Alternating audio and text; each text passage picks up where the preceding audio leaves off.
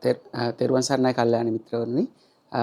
ඔබ දන්නවා අපි මාර්ගදර්ශනය කියන මාතෘකාව යටතේ සාකච්ඡා මාලාවක් ඔබ වෙත අරගෙන ආවා.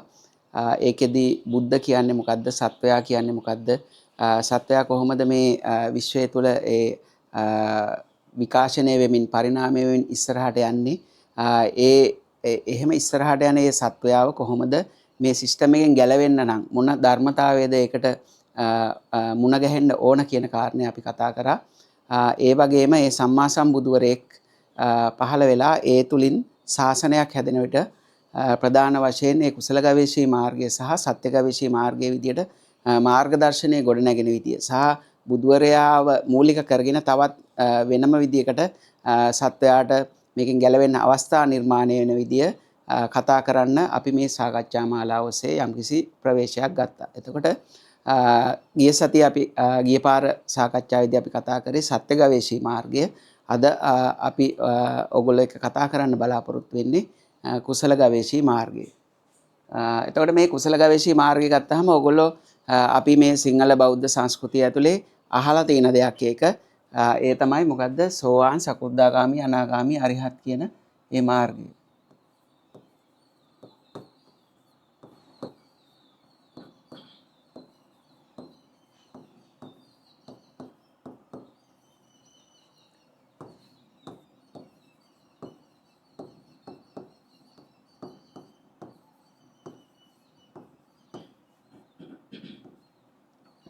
එතකොට මේ මාර්ගය ගත්තට පස්සේ මේ මාර්ගය කාටවත් Taman තනියෙන් භාවනා කරලා අවබෝධ කරගන්න පුළුවන් එකක් නෙවෙයි. අන්න ඒක අපි ප්‍රධාන වශයෙන්ම දැනගන්න ඕන. ඒක බුදුවරයෙක් හෝ පසේ බුදුවරයෙක් හෝ මහරහතන් වහන්සේ නමක් වගේ මහා ඥානයේ දර්ශනයක් තියෙන කෙනෙක්. ඒ දර්ශනය Tamanගේ තුලින් බුද්ධ දර්ශනය අවදි වෙලා ඒ සිස්ටම් එක පිළිබඳ මේ විශ්වය පිළිබඳව යම් කිසි විදියකට දැක්මක් තියෙන කෙනෙක් හරහා තමයි ඒ මාර්ගය ඔබට කාට හරි ලැබෙන්න ඕන. එතකොට ඒක එහෙනම් ඒක අහලා ඒ මාර්ගය යම් කිසි දවසක ශ්‍රවණය කළා තමයි මේ මාර්ගය පටන් ගන්න. එතකොට මේක මේ මාර්ග දර්ශනයේ තියෙන එක මාර්ගයක් විතරයි. එතකොට ඒක ඒ විදිහට ශ්‍රවණය කළා පටන් ගන්නවා කියන එක මේ අත්බැවීම වෙන්න ඕන කියලා එකකුත් නැහැ. එතකොට ඒක පෙර අත්බැවීම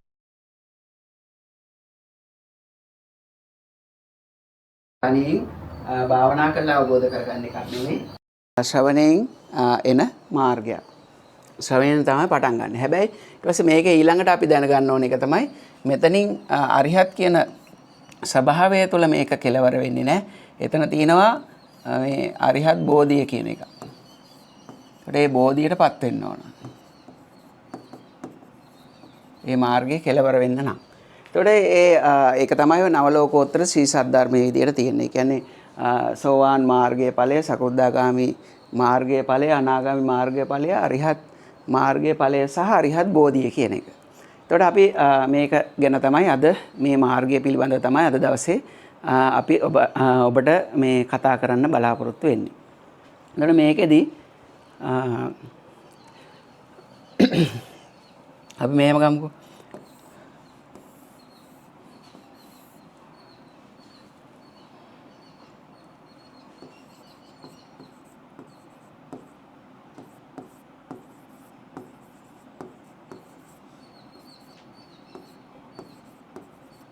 ඔය පොත් ලියන ස්වයං චරිතාපදාන ලියන නේද? මොකද්ද ස්වයං චරිතාපදානය කියලා කියන්නේ? අපි කියන ඔටෝබයෝග්‍රැෆි නැත්තම්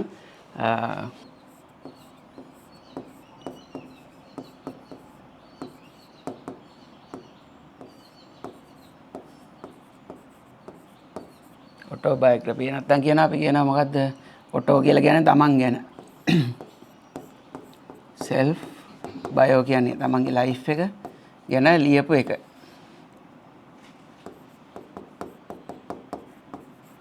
තමන්ගේ ජීවිතය ගැන කතාවක් ලියන. ඇත්තටම බැලුවොත් අපි හැමෝම ගත්තාම අපි අපේ මේ ජීවිත කතාව ලියමින් තමයි යන්නේ. හැම දවසක් ගානෙම හැම මොහොතක් ගානෙම අපි ඒක ලියමින් තමයි ඉස්සරහට යන්නේ. නමුත් අපිට ඒක අපි ලියනවා කියන එක තේරෙන්නේ නැහැ. කොහොමද මේක ලියවෙන්නේ කියන එක තේරෙන්නේ නැහැ. එතකොට අපි ඉන්නේ ඒක නිකන් ලියවිච්ච පිටුවේ උඩ මතු පිට තමයි අපි ජීවත් වෙන්නේ. හැමතිස්සෙම අපිට පේන්නේ ඒක ලියවෙච්ච එකේ මතු පිට කතාව තුළ අපි ජීවත් වෙන එක තමයි අපිට තේරෙන්නේ නැතුව ඒක ලියවෙන විදිය අපිට තේරෙන්නේ නැහැ. එතකොට එහෙනම් මෙන්න මේක තමයි අපි අද කතා කරන්න බලාපොරොත්තු වෙන්නේ. එතකොට මේකෙදී එහෙනම් අපිට ඕන අංක එකටම මොකද්ද මේක කොහෙද ලියවෙන්නේ? මේක කොහෙද ලියවෙන්නේ? ඊට පස්සේ මේක කොහොමද ලියවෙන්නේ? ඊට පස්සේ තමන් කවුද?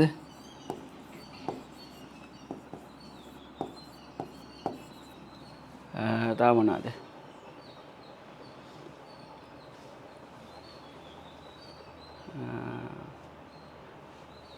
එතකොට ඊට පස්සේ අපි කිව්වා මොකද්ද? මේක කොයි වෙලාවටද ලියන්නේ?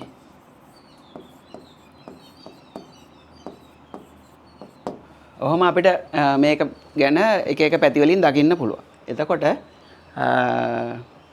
දැන් අපි හිතමු ඔටෝබයෝග්‍රැෆි එකක් නැත්තම් මේ පොතක් ලියන කෙනෙක් ගත්තොත් එහෙම දැන් අපි ලියමු කවුරු හරි මේ ලියපු එහෙම ඔටෝබයෝග්‍රැෆි දෙක තුනක් අපි අතේ තියාගෙන ඉන්නවා. ඒව අතර දැන් එක්කෙනෙක් ලියපු ස්වයං චරිතාපදානයයි ඒ කතාවයි තව කෙනෙක් ලියපු එකයි තව කෙනෙක් ලියපුවා අපි හිතමු මගේ අතේ පොත් තුනක් තියෙනවා කියලා. ඔය පොත් තුනේ සමපාත වෙන්න පුළුවන් සමපාත වෙන්න පුළුවන් තැන් තියෙන්නත් පුළුවන් නොතිබෙන්නත් පුළුවන් නේ. ඒක තේරෙනව නේද? ඒකට සමාල්ලාවට අපි කවුරු හරි කෙනෙක් අපිට හම්බෙලා තියෙනවා නම් ඒ දෙන්නගෙන් පොත් දෙකේම ඒ කතා දෙක සමපාත වෙන තැන් තියෙනවා. හම්බෙලා නැත්තම් කවදාවත් ඒකේ සමහරට එහෙම තැන් නැති වෙන්නත් පුළුවන්. ඒතකොට ඒ වගේ තමයි. එතකොට එහෙනම් මෙන්න මේක අපේ ජීවිත කතාව. අපේ මේ තමන්ගේ මේ කතාව ලියවෙන විදිය තමයි අපි මේ අද කතා කරන්න බලාපොරොත්තු වෙන්නේ. එතකොට අපි මෙහෙම ගමුකෝ.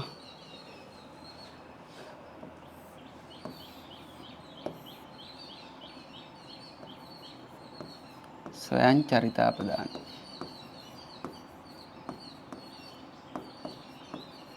එතකොට මේක ලියවෙනකොට මොනවද මේකේ තියෙන්නේ? තමන් ගැන, තමන්ට හම්බෙච්ච අය ගැන, ඊට පස්සේ තව මොනවද සිදුවීම්, අපිට මුණ දෙන්න වෙච්ච සිදුවීම්, අත්දැකීම්, අපි කරපු ක්‍රියාකාරකම්, ඊට පස්සේ ඒ ටිකනේ මේකේ තියෙන්නේ. එතකොට ඕක තමයි අපි අද තේරුම් ගන්න යන්නේ එක එක පැතිකඩ වලින් දැකලා. එතකොට දැන් මේකෙදි එතකොට එහෙනම් අපි දැනගන්න ඕන තමන් කවුද කියන එක අංක එකටම.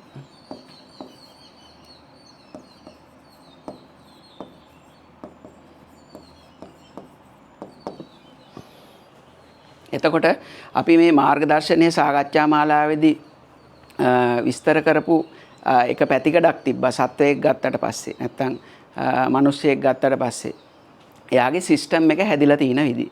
එතකොට මේක තේරුම් ගන්න නැතුව මේ අපිට මේ මාර්ගය කියන එක පැහැදිලි වෙන්නේ නැහැ. ඒක හින්දා තමයි මේ විදියට මේක විස්තර කරන්නේ. එතකොට දැන් අපිට මේ අපේ ඇතුලේ මේ කතාව ලියවෙන විදිය ගත්තොත් ඒක ලියවෙනකොට වෙන දෙයක් තමයි එකක් තමයි අපිට බාහිරින් සංඥා එනවා.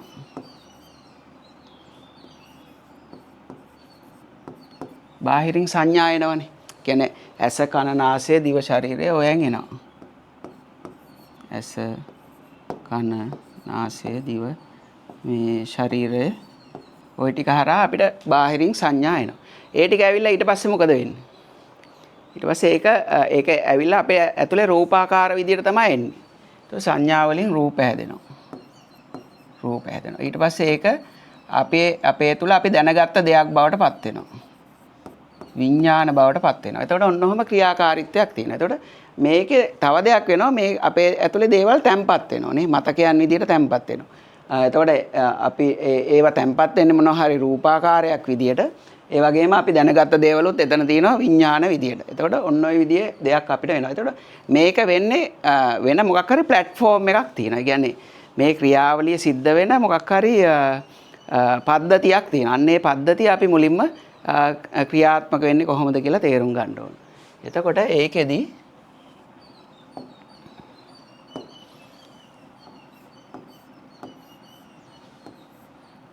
මොලය කියන එක ගත්තා. මොලේ කියන එක තියෙනවා. ඊට පස්සේ අපේ තියෙනවා ඒකත් එක්ක සම්බන්ධ වෙච්ච ස්නායු පද්ධතියක් තියෙනවා. ඊපස්සේ මේකේ ස්නායු පද්ධතියක් තියෙනවා. මේ කොඳුයට පෙළ මොන කකුල් ඒවේ යපු ස්නායු පද්ධතියක් තියෙනවා. ඊපස්සේ මෙතන ඒ ඉන්ද්‍රියන්ට අදාළව මේවා ටිකක් තියෙනවා. ඉන්පුට් ගන්න ඒවා ටිකක් තියෙනවා. හරිද? එතකොට එතන මනස කියන්නේ මොකද්ද? මනස කියන්නේ මොකද්ද? මනස කියන්නේ මෙන්න මේ භෞතික පද්ධතියක් විදිහට මේක අපි සලකලා අපිට තේරුම් ගන්න පුළුවන් විදිහට සලකලා කතා කරොත් මේක උඩ ඇඳෙන ඡායා ප්‍රබන්ධයක්. ඒ කියන්නේ අපිට මොන හරි අර රූපාකාරයන් වෙන්න පුළුවන්, විඥාන වෙන්න පුළුවන්. ඒ වහරා අපිට යම්කිසි දෙයක් දනවනවනේ. අන්නේ ඒ මොකක් හරි ප්‍රබන්ධයක් හැදිලා ඒකේ ඡායාවක් තමයි අපි විඳින්නේ. ඒකට අන්නේ ඡායා ප්‍රබන්ධය තමයි මනස කියලා කියන්නේ.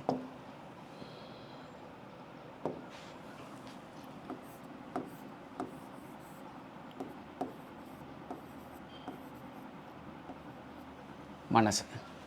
එතකොට දැන් මේකේ ගත්තට පස්සේ මේ ක්‍රියාකාරීත්වය ගත්තට පස්සේ අපිට අද කාලේ තියෙන විද්‍යාත්මක දැනුම අනුව මේ අප්ඩේට් වෙලා තියෙන එක අනුව අපිට මේක අර ඉස්සර කාලේ මේ කතාව පැහැදිලි කරාට වඩා හොඳට අපිට තේරෙන විදිහට අපේ දැනුම් පද්ධතිය තුළ තේරෙන විදිහට යම්කිසි විදිහට විග්‍රහ කරගන්න පුළුවන්. එතකොට මම අද ඒක එහෙම කරන්නේ ඒක ගොඩාක් අයට ලේසියින්ද මේක තේරුම් ගන්න. නැත්නම් අපිට රූප වේදනා සංඥා සංකාර විඥාන කිව්වට ඒක නිකන් වචන ටිකක් විතරයි. එතකොට මේකේ ගත්තාම මේ මෙන්න මෙහෙම ක්‍රියාවලි තුනකට අපිට වෙන් කරන්න පුළුවන්. දැන් අපිට සිතවිලි එනවනේ. අපිට සිතවිලි එනවා. එතකොට මේ සිතවිලි එනවා. දැන් මේ කතාව ඉවර වෙනකොට ඕගොල්ලන්ට පැහැදිලි වෙන්න ඕන සිතවිලි කියන්නේ මොනවද? මනස කියන්නේ මොකද්ද? සිත කියන්නේ මොකද්ද? ඕගොල්ලන්ගේ ලෝකය කියන්නේ මොකද්ද කියන එක පැහැදිලි වෙන්න ඕන. හරි. එතකොට දැන් මේ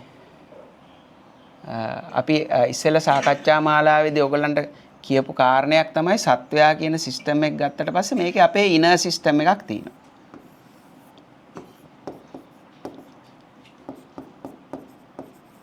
ඒ කියන්නේ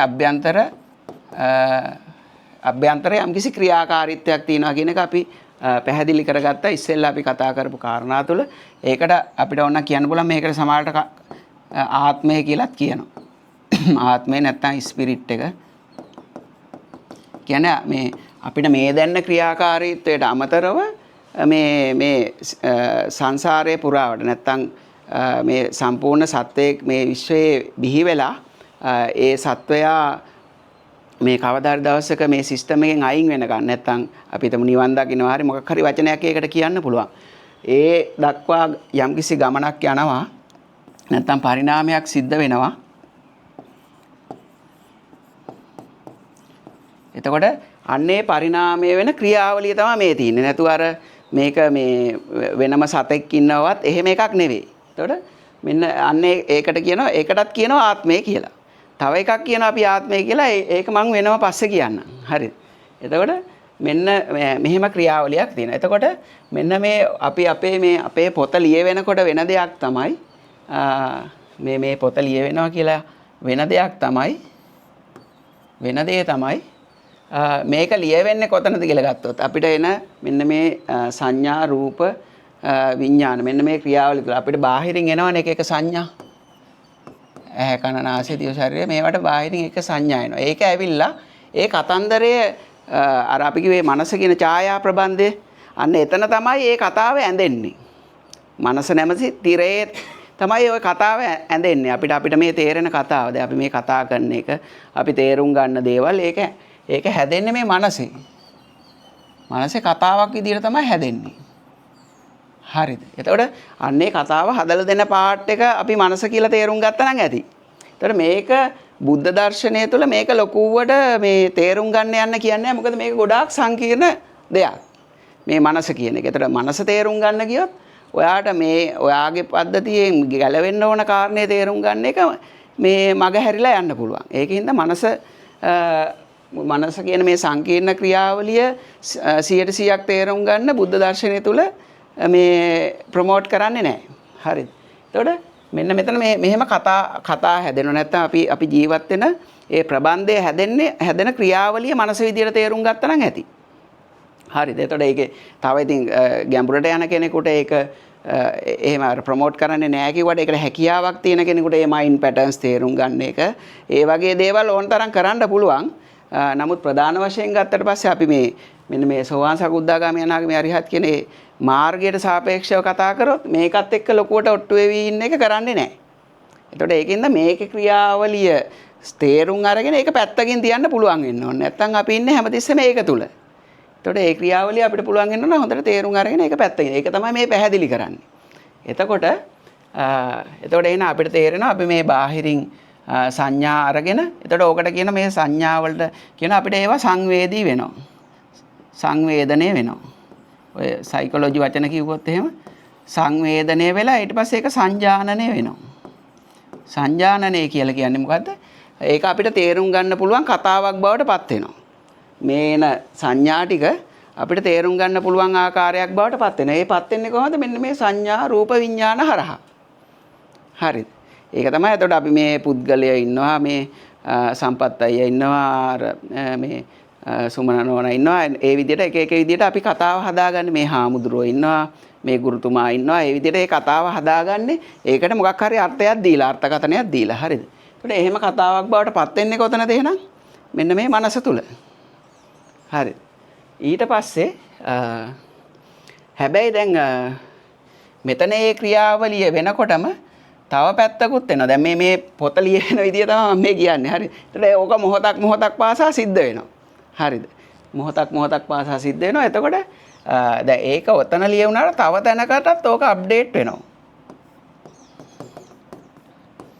ඒ තමයි මේ අපේ ඉනර් සිස්ටම්. ඒ කියන්නේ අපේ ගති වෙනස් වෙනවා. එතකොට මේ කියන්නේ මේ භවයේ අපේ තියෙන ප්‍රෝග්‍රෑම් එක අපේ තියෙන ඉන්ස්ටන්ස් එක වගේ අපේ තියෙන මොකක් හරි මේ භවයට සීමා වෙච්ච කතාව තමයි මේක තුල තියෙන්නේ.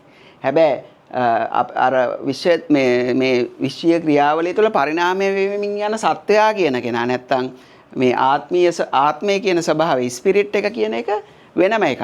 ඒතර වෙනම කියලා ඒකෙම ඉන්ස්ටන්ස් එකක් තමයි මේ ඇවිල්ලා තියෙන්නේ. එතකොට එහෙනම් ඒකටත් ඕක ආකයි වෙනවා. නැත්නම් ඒකත් වෙනස් වෙනවා ඒක අනුව. හරිද?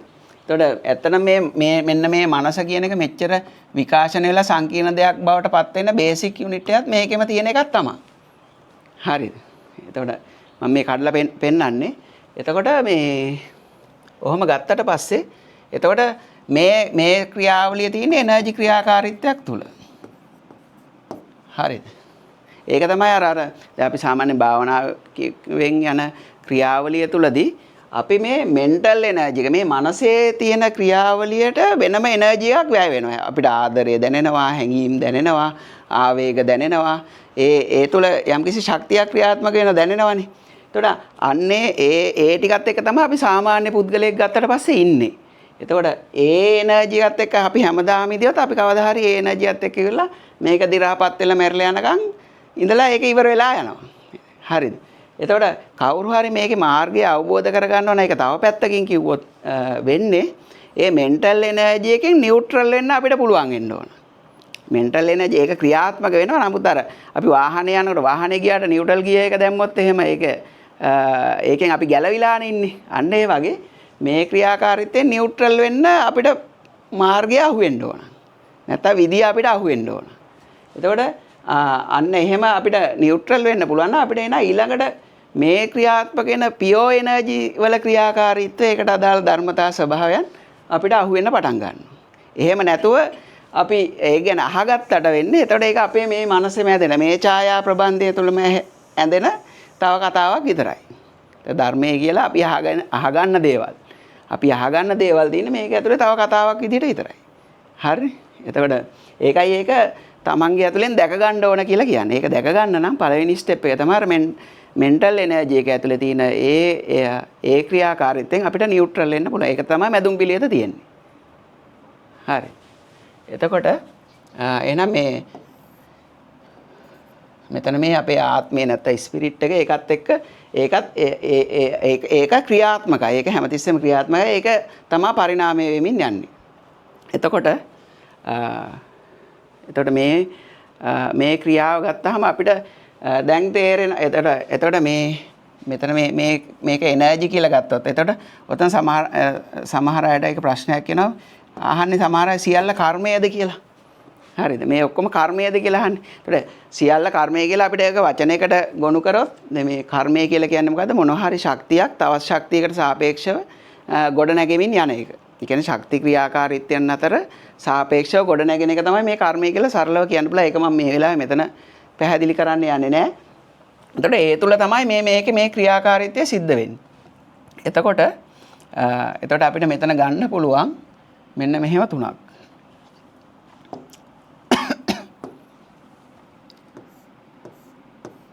අපේ සිතුවිලි තියෙනවා ඊට පස්සේ මේ ශක්තිය තියෙනවා එනර්ජි එක ඊට පස්සේ මෙන්න මේකේ තියෙනවා තව දෙයක් රසායනික ක්‍රියාවලියක් තියෙනවා. අර අපි කියන්නේ නියුරෝකෙමිකල්ස් කියලා. ඒක මේ ස්නායු පද්ධතිය ක්‍රියාත්මක වෙන එක අපිට අද කාලේ තියෙන විද්‍යා දැනුම අනුව පැහැදිලි කරගන්න පුළුවන්. මේකේ බ්‍රේන් කෙමිකල්ස් නැත්නම් නියුරෝකෙමිකල්ස් හරහා තමයි අපිට මේ දේවල් දැනෙන්නේ. තව පැත්තකින් කතා කරොත්. එතකොට එහෙනම් මේ කෙමිකල්ස් තියෙනවා. රසායනික ද්‍රව්‍ය කෙමිකල්ස් තියෙනවා. එතකොට දැන් සිතවිලි කියලා කියන්නේ කොහොමද? මෙන්න මේක ඇති වෙන අපිට ඇති වෙන සිතවිලි. එතකොට සිත කියලා කියන්නේ මොකක්ද එහෙනම්? දැන් මෙතන සම්පූර්ණ පද්ධතියක් මේ ක්‍රියාකාරීත්වයක් තියෙනවානේ. එතකොට දැන් මේකේ අපිට දැන් මේ සංඥා රූප විඥාන විදියට ආවට ඊට පස්සේ අපිට ඇති වෙන රාග දේශ මොහ. එතකොට අපිට ඔකත් එක්ක එක එක දැනීම් ඇති වෙනවා. ඒ රාග දේශ මොහ ගත්තට පස්සේ දැන් අපිට කියන්න පුළුවන් අපේ මනසේ තියෙනවා මේ අපේ මොළයට අදාළ ක්‍රියාකාරීත්වය ගත්තාම අපිට දේවල් ආසා වෙන විදිය නැත්නම් රාගයට අදාළව ආශාවල් ඇති වෙන විදිය කැමැත්ත ඇති වෙන විදිය ගත්තොත් එහෙම ඕකට අදාළ එක නියුරෝ රසායනික මේ දේවල් තියෙනවා. ඒ තමයි ඩොපමින් කියලා කියන්නේ. ඩොපමින් කියන්නේ එක නියුරෝකෙමිකල් එකක්. ඒකෙන් තමයි අපිට මට මේක ඕන නැත්නම් මේකට කැමැත්ත ඇති වෙන්නේ. අර අපි කියන්නේ උත්ප්‍රේරණයක් ඇති වෙන්නේ. ඒකට යොමු වෙන්නේ. අන්න ඒ වගේ දේවල් ඇති වෙන්නේ මෙන්න මේ කෙමිකල් එක නිසා කියලා කියනවා. මේ මේ ජීව විද්‍යාව පැත්තෙන් නැත්නම් මේ සත්වයාගේ සිස්ටම් එක පැත්තෙන් වෙනම හදාරනකොට අපිට මේ දේවල් අහන්න හම්බ වෙනවා. ඊට පස්සේ තව තියෙන ඔක්සිටොසින්. ඒ කියන්නේ අර දෙන්නෙක් අතර බැඳීම, අම්මා කෙනෙක් දරුවෙක්ට බැඳීම නැත්නම් අපි පාර්ට්නර්ස් දෙන්නෙක් අතර බැඳීම ඇති වෙනකොට ඒවැයදී අදාළව මෙන්න මේ කෙමිකල්ස් වැඩ කරනවා. මම මේ උදාහරණ විදියට කියන්නේ. ඊට පස්සේ අපි ගත්තොත් මම එක්සැම්පල් දෙක තුනක් කියන්නේ. ඊට පස්සේ අපි ද්වේෂය ගත්තොත් නැත්නම් ඇග්‍රෙසිව් පැත්ත ගත්තොත් එහෙම ඒකට අදාළව කෝටිසෝල් ඊට පස්සේ ඇඩ්‍රිනලින්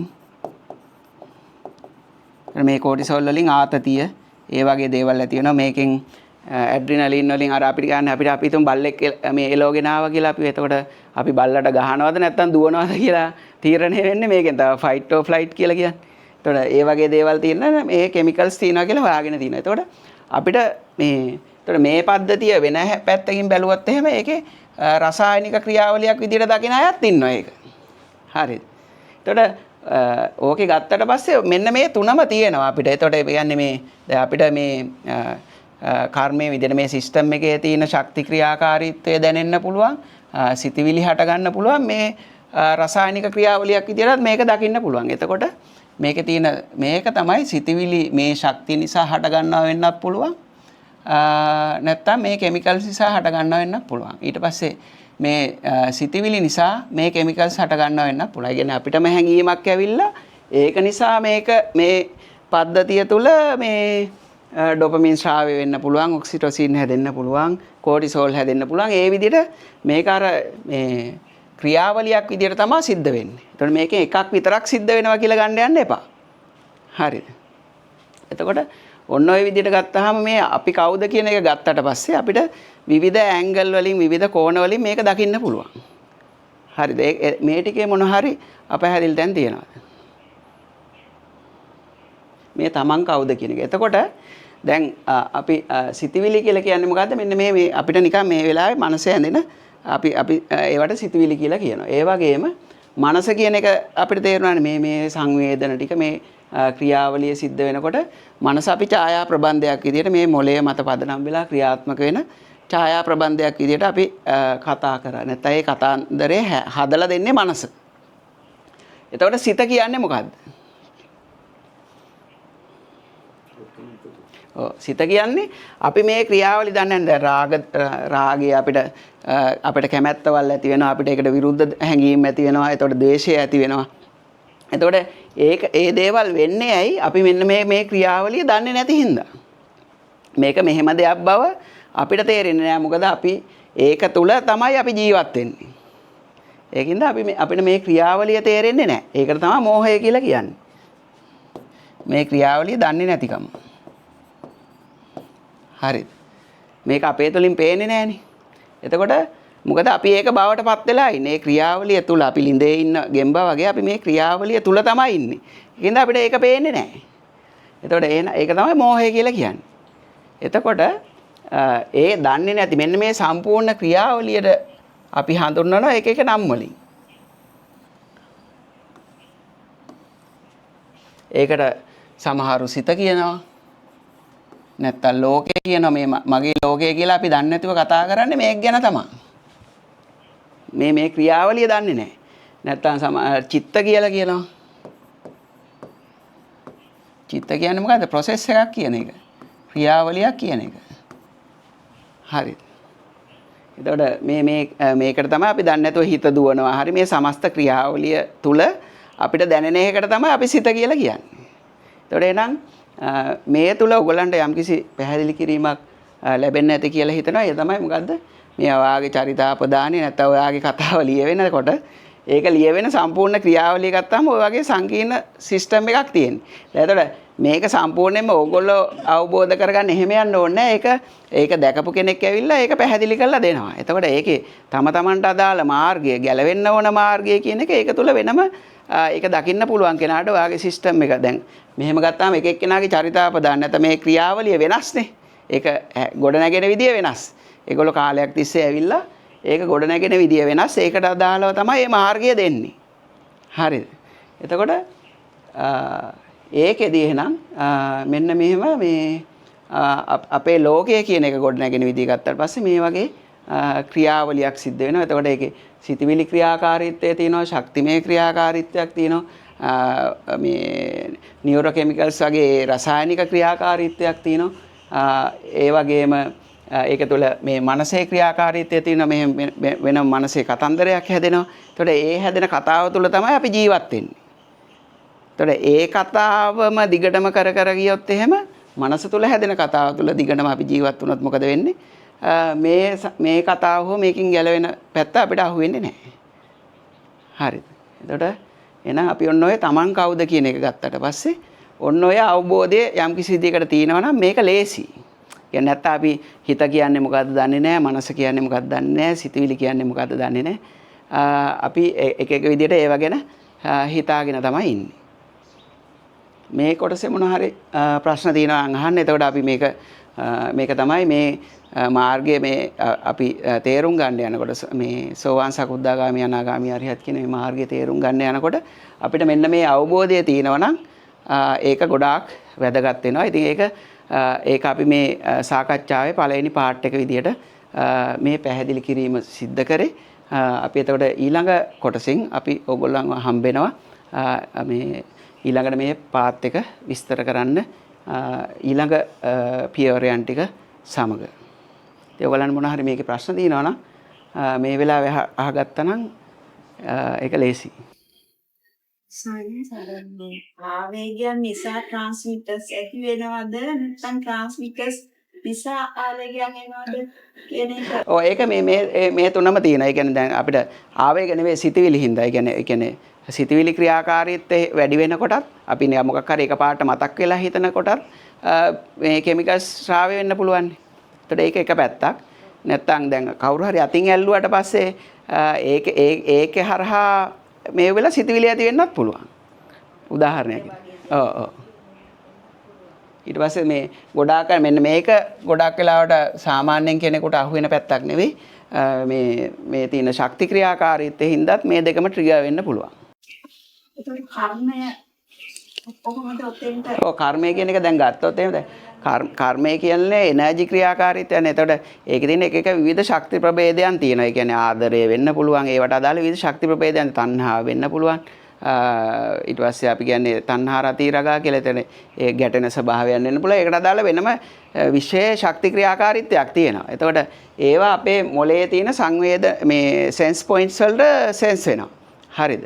එතකොට ඒ ශක්ති ක්‍රියාකාරීත්වයේ ශක්තිය එකිනෙකට සාපේක්ෂව ගොඩනැගෙමින් තමයි යන්නේ. එතකොට ඒකට අදාළව සමහර ප්‍රබල දේවල් මනසට දැනෙනවා, සමහර ඒවා මනසට ඩිකෝඩ් වෙන්නේ නැහැ. ඒ දැනෙන ඒවා හරහා අපිට ආපහු පාරක් සිතවිලි ඇති වෙන්න පුළුවන්. මේ අපේ ශරීරය තුළ මේ කෙමිකල්ස් නිකුත් වෙන ක්‍රියාවලිය සිද්ධ වෙන්නත් පුළුවන්. ඒ ටික තමයි ඉන සිස්ටම් එකට බලපාන්නේ. ඔව් මේ ක්‍රියාවලිය තුනම හරහා අපිට දේවල් දැනෙන්න පුළුවන්. ඒ ඉන සිස්ටම් එක මේ මන්නේ මතුට ඕනේ. ඔව් එතකොට දැන් අන්න ඒ වෙලාවට ඒක මතක් කරේ. එතකොට දැන් මෙන්න මේ කෑල්ල ගත්තොත් එහෙනම් මොකද වෙන්නේ? මේ කෑල්ල එක භවයකදී හැදිලා දි รา පත් වෙලා යනවනේ. හරිද?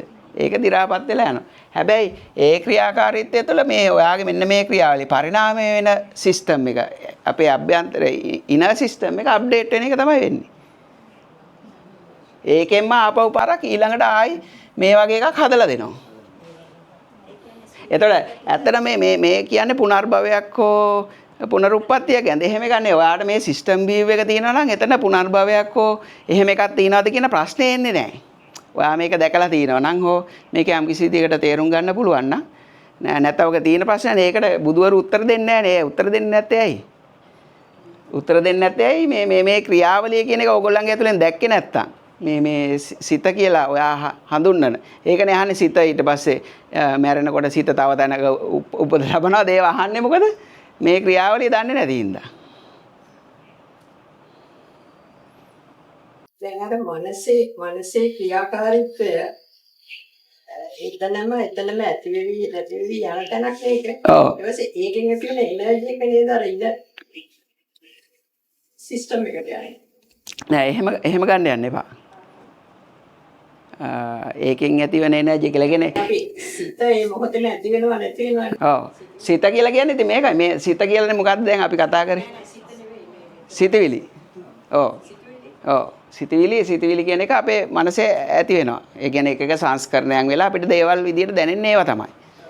එතකොට දැන් මේකේ වෙනම මම ඒ පාර්ට් එක ඇත්තට විස්තර කරන්න දැන් අර ශක්ති ක්‍රියාකාරීත්වය ගත්තාම අපි කතා කරන චිත්ත ශක්තිය කියලා එකක් තියෙනවා කියලා. ඒ චිත්ත ශක්තියට අදාළ ඒව දැනනට පස්සේ තමයි දැන් මෙතනට මේ මනසේ තියෙන සෙන්ස් පොයින්ට් වලට අපේ මොළයේ තියෙන සෙන්ස් පොයින්ට් වල චිත්ත ශක්තිය කියන එකට අදාළ ශක්තියින් සෙන්ස් වෙනවා.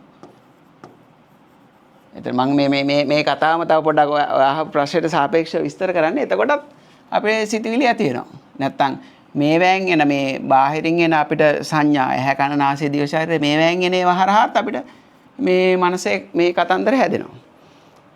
ඒතර මේ දෙකම තියෙනවා. කර්ම සත්‍යයක් කියන්නේ ඒ වගේ පොයින්ට් එකක්. ඔව්. ඒතර අර කර්මය කියලා ගත්තාම කර්මයේ බේසික් ඩෙෆිනිෂන් එක ගත්තොත් මොකක් හරි ශක්තියකට සාපේක්ෂව තව ශක්තියක් ගොඩ නැගිලා ඒක සමානුපාතිකව හරි විරුද්ධව හරි ගොඩ නැගෙන ක්‍රියාවලිය තමයි කර්මය කියලා කියන්නේ.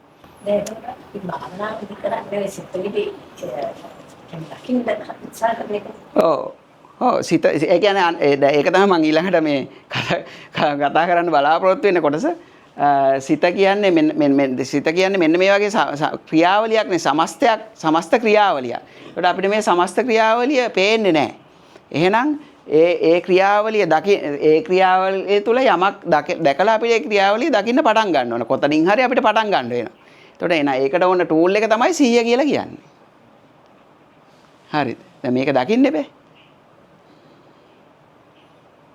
ඒක දැකලා මැදට ආවට පස්සේ තමයි අර ටිකේ ඉනර් සර්කල් ඔව් ඒක දකින්න අපි මේ මනස මේ මෙතන ફોකස් වෙලා ඇතිවෙන එනර්ජි එක ඔස්සේ දුවන එක ටිකෙන් ටික ඒකෙන් නියුට්‍රල් වෙන්න පටන් ගන්නවා. ඒ ක්‍රියාකාරීත්වය සිද්ධ වෙනවා. නමුත් අපිට ඒකෙන් නියුට්‍රල් වෙන්න පුළුවන්. ඒකෙන් පොඩ්ඩක් අයින් වෙන්න පුළුවන්. එතකොට තමයි අපිට මේ සිස්ටම් එක දකින්න පුළුවන්. මේ ඒ එනර්ජි එක පැත්තට අපි අහු වෙන ওই නාම රූප දෙක කැඩලා ඒ කතාව අහු වෙන්නේ එතනින් තමයි. ඒ අතර ක්‍රියාකාරීත්වයේ ඉන්න තමයි නාම රූප කියන එක අහුවෙන්නේ. කොතනද?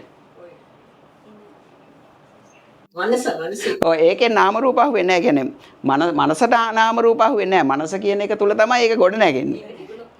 ඔව් එතකොට මේකෙන් එළියට එන්න නම් සිහිය මැදුම් පිළියෙත තුල ගිහිල්ලා ඔයාගේ ඒ කැලල මම ඉස්සරහට විස්තර කරනවා. ඒක තමයි ඉස්සරහට විස්තර කරන්න තියෙන්නේ. මනස තුල නෙමෙයි ඒක වෙන්නේ. මනසේ හැකියාවකින් නෙමෙයි සිහිය සහ බුද්ධිය තුල තමයි එයා මේ නාම රූප දෙක වෙන් කර ගන්න පුළුවන් ඉන්නේ. නැත්තම් ඔයා ඉන්නේ මේක තුල ගොඩනගෙන මේ ලෝකේ ඒ කොටස් තමයි ඉස්සරහට විස්තර කරන්න තියෙන්නේ මේ මනස දියුණු කරපු භාවනාවෙන් මනස දියුණු කරන් කිරීමක් දකින්නකොට දැන් මේ කරන්නේ නෑ. ඒ කියන්නේ භාවනාවෙන් කරන්නේ මේ දැන් භාවනාවෙන් කරන්නේ බුද්ධ දර්ශනය තුල භාවනාව කිව්වම ගොඩාක් භාවනා තියෙනවා. බුද්ධ දර්ශනය තුල භාවනාව කියන එකෙන් කරන්නේ මේ ඉස්සෙල්ලා මේ කතාව අපි දැන් මේ මාර්ගයට සාපේක්ෂව කතා කරා. අපි අද මේ කතා කරන්නේ සෝවාන් සකුද්දාගාමී අනාගාමී අරහත් කියන මාර්ගයට සාපේක්ෂව. ඒක මාර්ග දර්ශනය තුල තියෙන එක මාර්ගයක් විතරයි. ඒතකොට ඒකට සාපේක්ෂව කතා කරොත් මේ ඒක තුල මේ සිස්ටම් එක වෙනම දකින්න පුළුවන් ටූල් එකක් අපි හදා ගන්නවා සිහිය කියලා. ඒ තුල මේ ඒක දකින්න පුළුවන් බුද්ධිය අවදි කරගන්න තැනට තමයි භාවනාව කියන එක යොමු වෙන්නේ. ඒකට මාර්ග දර්ශනය තුළ දැන් ඔය සෝවාන් සකුද්දාගාමී අනාගාමී කියලා රෙන්ඩ තවත් ඇති තියෙනවනේ. තවත් පාර්ට්ස් තියෙනවනේ. දැන් විතර කියන්නේ තවත් මාර්ගද? ඔව්. දැන් ඒ මාර්ග වලට යන්නත් භාවනාව අවශ්‍ය. නෑ එහෙම කියන්න බෑ. මේ මාර්ග ටික දැන් අර අපි සත්‍යගාමී මාර්ගය කියන එක වෙනම විදිහකට විස්තර කරේ. ගිය පාර එකේ. ඒක තමයි මම මේ පැහැදිලි කරන්නේ. මොකද ඕක කලවම් වෙලා තියෙන්නේ. ඒක තමයි මේ මාර්ග දර්ශනය විදිහට මේ පැහැදිලි කරගෙන එන්නේ. අභිධර්මයේ තුලින් දැන් කියන ප්‍රාර චිත්ත වීති කියලා විග්‍රහ කරගෙන යනවානි සිත් පහළේම. ඔව්. ඒවා එතකොට ඒක අර ඒකත් මනසේම සිදුවෙන ක්‍රියාවලියම. ඔව් චිත්ත වීති කියලා කියන්නේ මෙහෙමයි. මේ චිත්ත වීති කියන්නේ දැන් අපි පොඩි කාලේ ඉඳන් මේ හිතන්න පුරුදු දැන් මේ පොත ලියනවානේ. පොත ලියනකොට අපි එක එක්කෙනාට ඇවිල්ලා තියෙන අත්දැකීම් අපි එක එක්කෙනා පාවිච්චි කරලා තියෙන භාෂාව ඒව ගත්තාම වෙනස්නේ. ඒව හරහා මේ ඔය අපේ යට තැම්පත් වෙලා තියෙන විඥානගත වෙලා තියෙන data මේ අපේ මතක පද්ධතිය උඩට එන්න එපා කතාව ඇඳෙන්න. අන්න ඒවා channel වෙන channels ටික තමයි විචිත්ත වීති කියලා කියන්නේ. ඒ කියන්නේ දැන් මනස ගත්තොත් එහෙම දැන් මනසේ උඩ ලේයර් එක ගත්තොත් එහෙම මේක තුලනේ කතාව හැදෙන්නේ. හැබැයි විඥානගත වෙලා තියෙනවනේ data. එතකොට මේවා උඩට එන්න ඕන මොකක් හරි විදියකට. උඩට එන්න එපා. ඒ උඩට එන channels වලට තමයි චිත්ත වීති කියලා කියන්නේ. එතකොට ඒවා එක එක්කෙනාගේ හැදිලා තින්නේ මේ එක එක විදියට. ඒක සමහර අයගේ සමහර ඒවා channel වෙන්නේ නැහැ. සමහර අයගේ ගොඩක් prominently ඒ කියන්නේ ප්‍රබලව channel වෙන channels ටිකක් තමයි හැදිලා තියෙන්නේ. හරිද? ඒකෙන් තමයි ඊට පස්සේ මේ මනසේ කතාව හැදෙන්නේ. දැන් මේ අපි හිතමු පොඩි කාලේදී මොකක් හරි බය වෙච්ච කෙනෙක් ට්‍රොමැටික් එක්ස්පීරියන්ස් එකක් තියෙන කෙනෙක් ගත්තොත් අපි හිතමු රැවුලවවල තියෙන කෙනෙකුට එයා බය වුණා කියලා. එතකොට රැවුලවවල තියෙන කෙනෙක්ව දැක්ක ගමන් එයාට ඒ ෆීල් එක සමහර කෙනෙක්ට ඒක සමහරට කැමති වෙන්න පුළුවන්. කාන්තාවක් ගත්තොත් සමහර කෙනෙක් එහෙම කෙනෙකුට කැමති වෙන්න පුළුවන්. සමහර කෙනෙක් ඒකට බය වෙනවා. ඒ බය වෙන්නේ එයාගේ දත්ත ටිකත් එක්ක channel වෙන්නේ. channel වෙන එකක් මේන් channel එකක් ඒ විදිහට ප්‍රෝග්‍රෑම් වෙලා ඒකෙන් තමයි උඩට data ටික channel වෙන්නේ. එතකොට ඒ විදිහට ආවට පස්සේ එයාට හිතෙන්නේ ඒ විදිහට. එතකොට මෙන්න මේ සම්පූර්ණ සිස්ටම් එකෙන් අපි නියුට්‍රල් වෙන්න බෑ. නියුට්‍රල් වෙන්නේ නැතුව මේ කියන ක්‍රියාකාරීත්වය අහුවෙන්නේ නැහැ. ඒ සමස්ත ක්‍රියාකාරීත්වයේ අභ්‍යන්තරය බලන්න මේක ඇල්ල කවදාවත් ඉඩ දෙන්නේ නැහැ. ඇයි මේක ප්‍රබලයි හැමතිස්සෙම. ඒකයි ඒකෙන් නියුට්‍රල් වෙන්න ඕන. 100 හැදෙන්න අතන නියුට්‍රල් වෙනවා. ඔව් 100 හැදෙන්න ඒකෙන් නියුට්‍රල් වෙනවා. ඒක තමයි අර මේක තුල මාර්ගයක් තියෙන්නේ. ඒකට පාත් එකක් තියෙන්නේ. නැත්නම් ආපහු පාර ගත්තත් අපි හිතමු ඕක තෙල් තියෙන දත්ත ටික ඔක්කොම ගත්තොත් ආයි මේක තුල තියෙන කතාවක් විතරක් බවට පත් වෙනවනේ. ඒකින්ද ඒකයි කියන්නේ ඒක තුල මාර්ගය ඔයගලන්ට අහු වෙන්න ඕන.